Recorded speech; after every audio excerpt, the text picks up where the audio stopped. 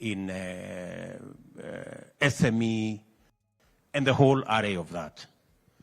I just want to promise you one thing, that this administration will work with you every step of the way until we redeem all the opportunities that are available for us as a country. You have persuaded me that it is possible for us to create 1 million jobs from the manufacturing sector. You have persuaded me that it is possible for us to move the contribution of our GDP from manufacturing from 7% to 20% in 8 years.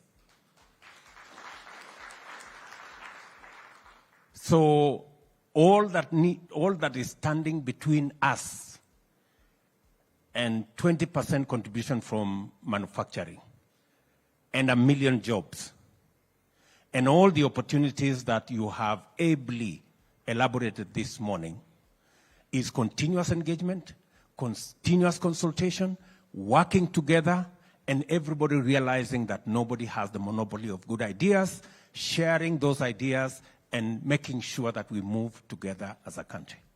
I promise you, ladies and gentlemen, that I will be available, my administration will be available, the CS, Moses Kuria and his team will be available, our CS for Treasury will be available, so that we can actualize all these opportunities together. You have said ably, and if you've gone through our plan, from the whole array, from, for example, leather. We've had this conversation about leather. There is absolutely no reason why today we should not be a champion in the whole leather products space, because we are slaughtering 3 million livestock every year. We have the 3rd largest herd in this continent. Yet, we are importing 110 billion worth of leather products into Kenya. It completely doesn't make sense. As has been said here, we can increase our revenues. We can increase the contribution of leather to our GDP from the current 15 billion to 75 billion, because we have everything to make that a reality. I want to promise you that we are very clear about what we want to do in the leather space. We are very clear about what we want to do in the textile space, because we believe that therein lies the opportunity for us to create jobs and create wealth. And therefore, this conversation this morning is a very important conversation to me and to every Kenyan that is listening to us. You have said yourselves very ably, we have 16 million kids in school. They need a pair of shoes every year. We have, we only produce 4 million pairs of shoes.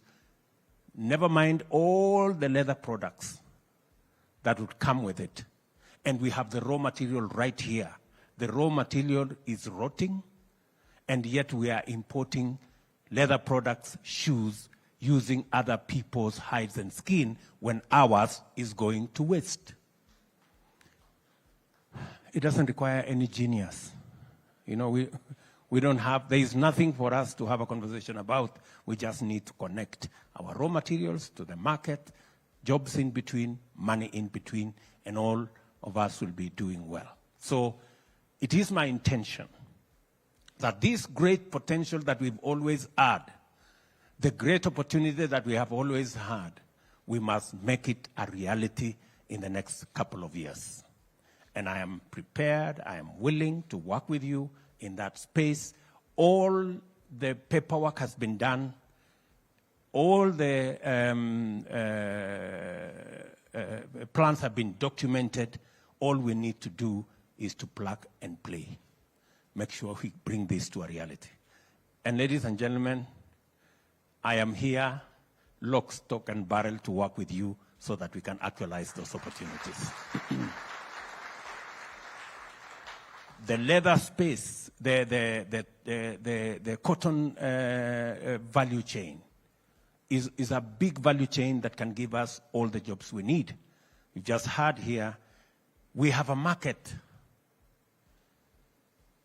already negotiated by policymakers. $150 billion or $300 billion market. We are only doing $500 million on textile. We have the biggest resources around Kenya. We have the Dongo Kundu Special Economic Zone, which is going to be a huge plan for us.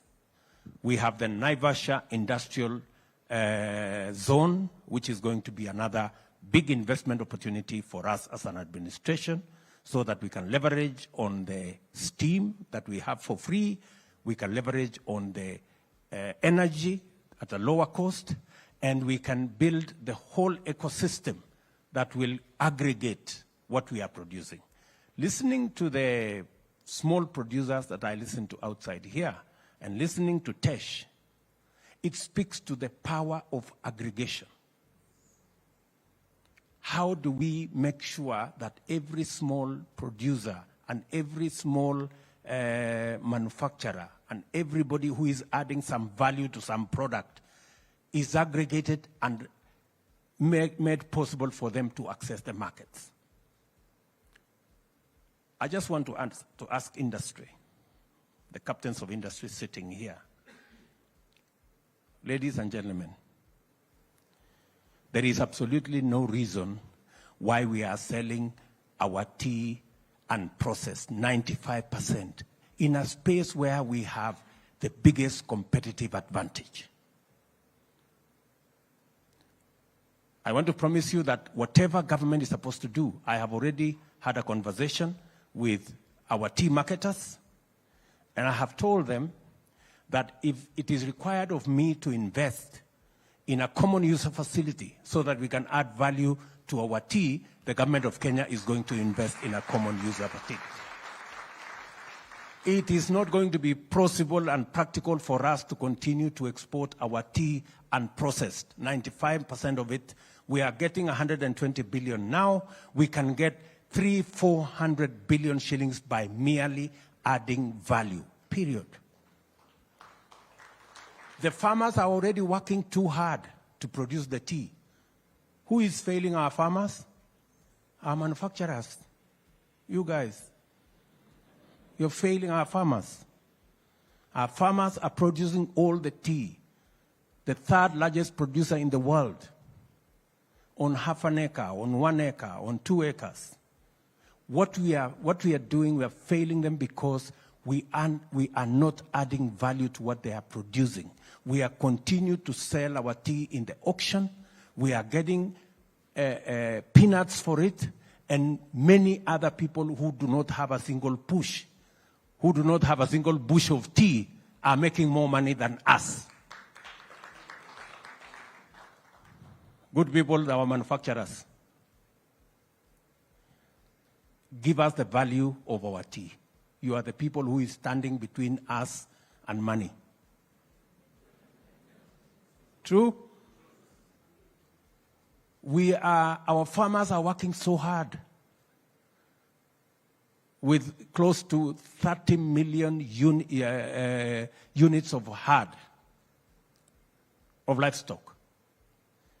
They have 3 million hides and skins every year. Is it being eaten by dogs? It's rotting. It's being buried in some places. When I went round Kenya with our economic fora, this was the issue everywhere. Mandera, Wajir, Tana River, the whole of that space, Kajiado. Farmers were asking us, livestock keepers were asking us, what are we going to do with our skin? Who is this group of people standing between us and the value that we can get from our skins and hides? You people. You are the people standing between us and 75 billion of product that we can sell. And we have a ready market, starting from our own children in school. Even the local market in Kenya alone, we are importing 12, 15 million pairs of shoes alone every year. Market is not the problem. Raw material is not the problem. The problem is the people to add value. They are sitting right here. True or not true? So, good people, as I said earlier, we must have a different conversation. We're having a conversation here about, you see, we have a problem with VAT refund. How does VAT refund stop us from adding value to the hides and skins that are going to waste? Muniambie. You know? So, and I'm not saying that there are no challenges. There are challenges. But there are bigger opportunities than challenges in our space in Kenya. Let us focus. Let us focus more in the opportunities that exist and less in the challenges that we have.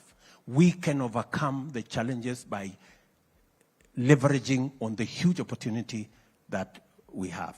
We have a huge market in EAC, in Africa Continental Free Trade Area. We now have the market infrastructure for us to take over the market in our continent.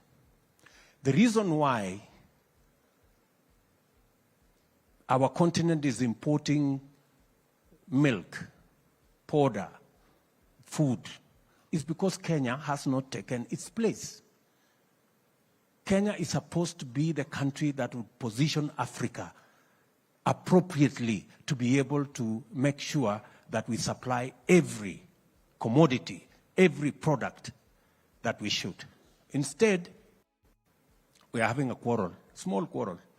Oh, Uganda is bringing cheaper milk. Uganda should bring cheaper milk because they can produce it much more cheaply. We should be adding value to our own milk. We add value to our own milk, and I want to say here, we had a program of improving on our milk value chain. We had first 300 milk coolers. That product was sabotaged. That program was sabotaged because of interest. But I have gone back to that product. We are going to have another 660 milk coolers. We are going to add value to our milk. What we should be doing is our milk from our farmers. We should be adding value, producing butter, using it to produce powder, and go and sell it in DRC, go and sell it in Central Africa, go and sell it in West Africa. And then we get the cheaper milk from Uganda and we drink.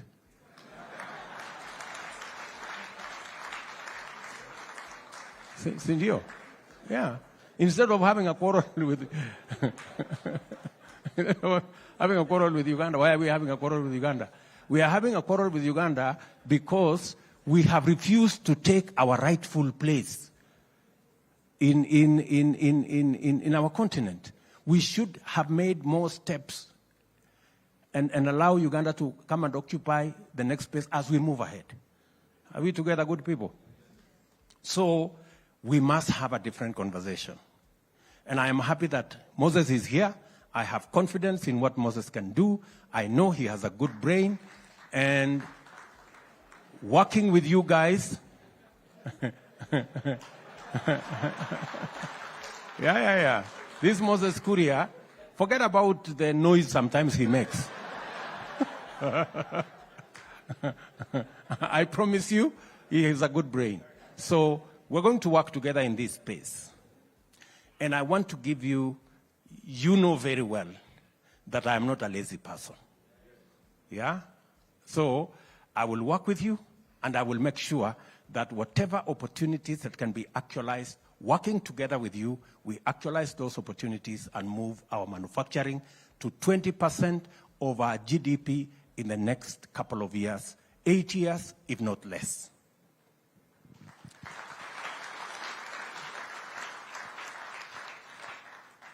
Access to credit, is a big component of our plan. Financing is going to be a big component of our plan.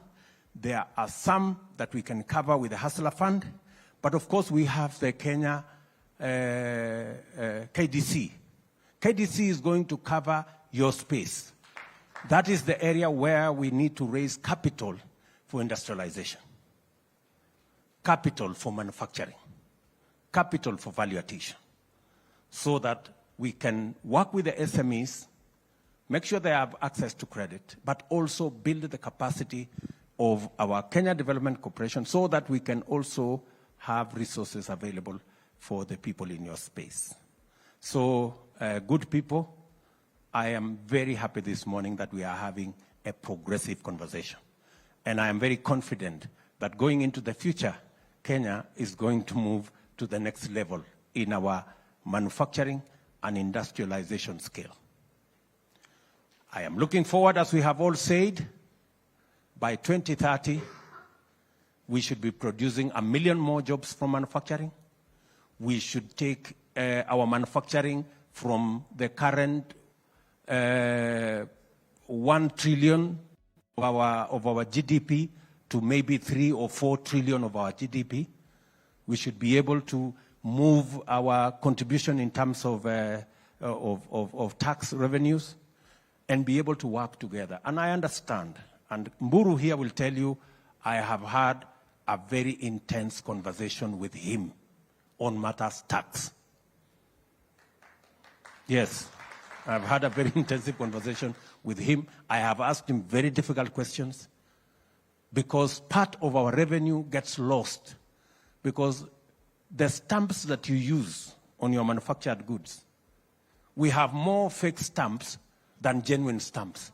How is that possible? You know, we have to sort that out because we are losing revenue. Part of why our contribution of manufacturing to GDP in terms of revenue is low is because very many people pocket our money, or the money meant for taxes. So we're going to reform that space.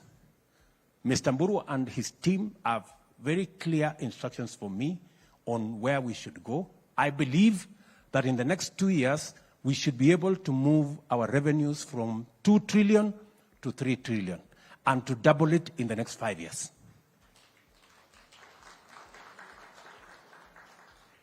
Many people may not like that story because it means we are all paying taxes. But I'm sorry, we must all pay taxes. And I will lead the way by paying taxes.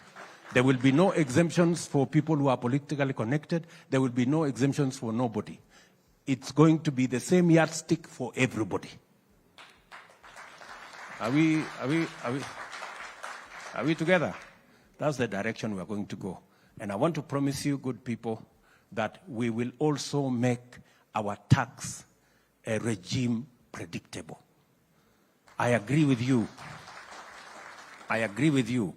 Investments in manufacturing are long-term investments. You need a predictable tax regime so that you can know how your investments are going to look like. I agree with our good brother who said we need to reform our income tax, our income tax law, so that again we make it up to date. There are too many patches of it.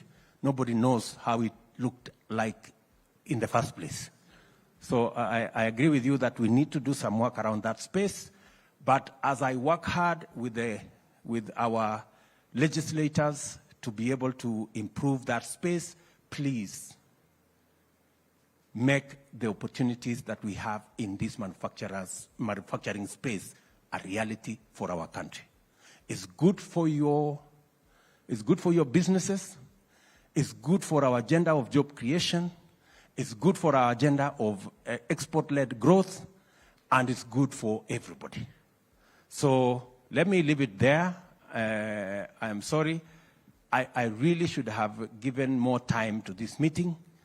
I did not, I underestimated what we were coming to do here, but I promise that the next time I will give you more time because you are speaking the language of taking Kenya to the future. Asanteni sana, and I know there is a small function here to award some people. I hope we can do that in 2-3 minutes. so that you can allow me to be engaged somewhere else. Asanteni sana, and God bless you.